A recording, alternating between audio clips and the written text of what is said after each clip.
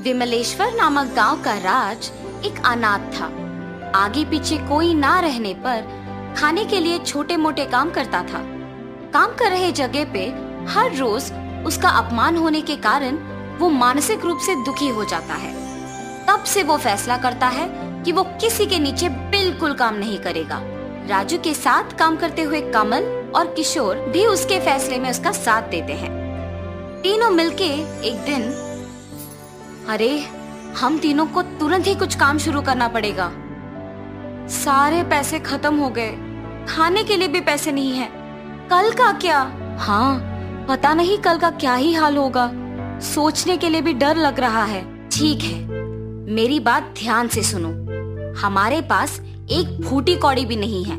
अब के परिस्थिति में हमारे पास और कोई चारा नहीं है, इसीलिए हम चोरी करेंगे। चोरी? पर अगर पकड़े गए तो हमारा हाल इससे भी बुरा होगा। हाँ यार, ये सब करना अभी जरूरी है। मैं जो कह रहा हूँ वो पहले सुनो।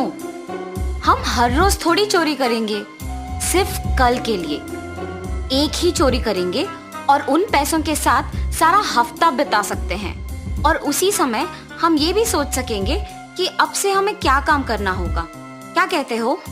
ये सब सुन के किशोर और कमल दोनों यही सोचते हैं कि ये सुनने के लिए तो अच्छा है, मगर करने में उतना आसान नहीं है।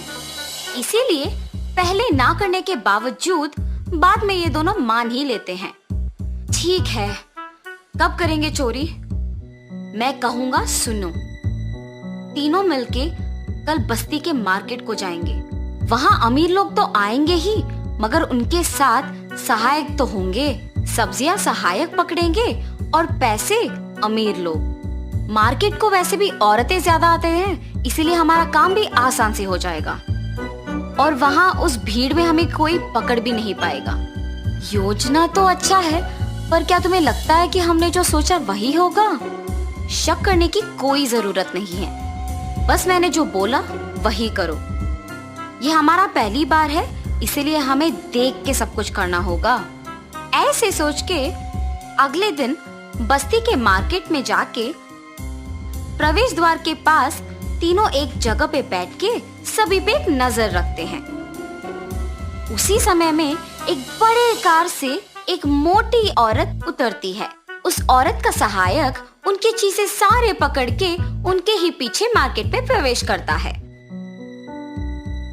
वो तीनों उस औरत को देख एक दूसरे के साथ इशारा करते हैं और उसी औरत के साथ मार्केट में प्रवेश करते हैं।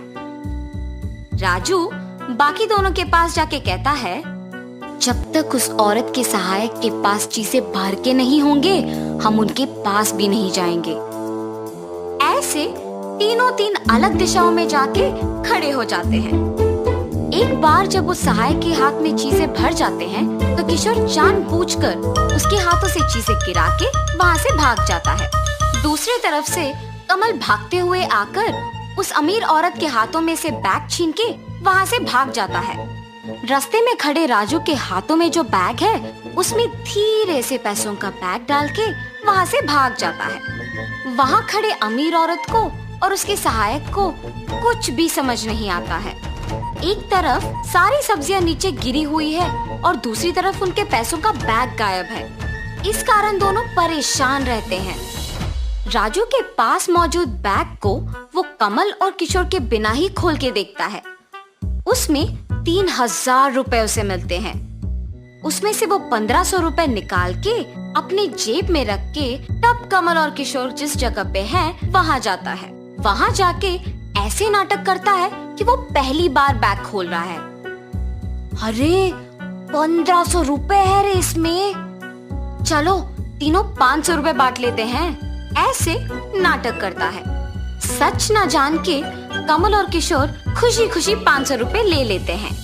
मिले हुए पैसों से तीनों पेट भर के खाना खा के मस्ती में समय बिता देते हैं। लेकिन आगे क्या करेंगे ये बिल्कुल नहीं सोचते हैं।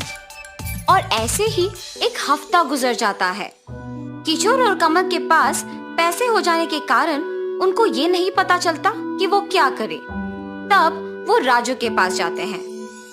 राजू, आए हुए पैसे तो हफ्ते भर भी नहीं चले। वैसे हमने तो सोचा है कि हम इन पैसों से कुछ काम करेंगे, लेकिन तुमने तो उसके बारे में बात ही नहीं किया। हमने पढ़ाई नहीं किया और किसी और के नीचे तो काम नहीं करेंगे। हमारे पास पैसे कमाने का अब एक ही रास्ता है और वो चोरी करना है। हाँ यार, ये तो सच है। हाँ, मुझे भी यही एक रास्ता दिख रहा है। उस दिन तो 30 भी मिनट नहीं लगे हमें चोरी करने के लिए, और उस एक दिन के पैसों से हमने हफ्ता पूरा बिताया। अब बोल, और कोई है योजना? चोरी तेजी से करने के लिए हमारे पास मोटरसाइकिल रहना चाहिए। हमें तुरंत 3 मोटरसाइकिल को चोरी करना चाहिए। ऐसे फैसला करके सवेरे 4 बजे सड़क पे पार्क किए हुए 3 गाड़ियों को नकली चाबी से खोल के उन्हें वहां से उठा लेते हैं, और घर पहुंचने के बाद गाड़ी के रूपरेखा को भी थोड़ा सा बदल के उनका उपयोग करते हैं। और तब से हर रोज चोरी करना शुरू करते हैं।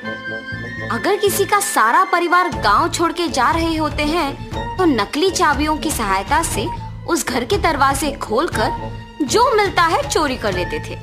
ऐसे चोरी किए हुए पैसों से जिंदगी बिताते हैं। राजू भी उसके दोस्त कमल और किशोर के मामले में नहीं बदलता है। उनको गलत रास्ता पकड़ा के महंगी चीजें मौजूद जगहों को उनसे पहले जाके उन्हें चोरी कर लेता था और बचे हुए चीजों को उनसे बांटता था। ऐसे ही उनके मुसीबत के बिना चल रहे उनके ये चोरियां अब पुलिस तक पहुंच जाती है। एक के घर में चोरी करते हुए ये तीनों पुलिस के हाथों पकड़े जाते हैं। राजू का हर बार महंगी चीजों के लिए उसके दोस्तों से पहले ही घर में घुसना ही उसे पकड़ा देता है। किशोर या कमल के अंगूठों का निशान और उनके पास चोरी किए हुए कोई भी चीज ना रहने पर उन्हें निर्दोष माना जाता है। राजू के पास महंगी चीजें, पैसे और उसके अंगूठों का निशान मिलने के कारण उसे दोषी माना जाता है और उसे दंडित किया जाता है।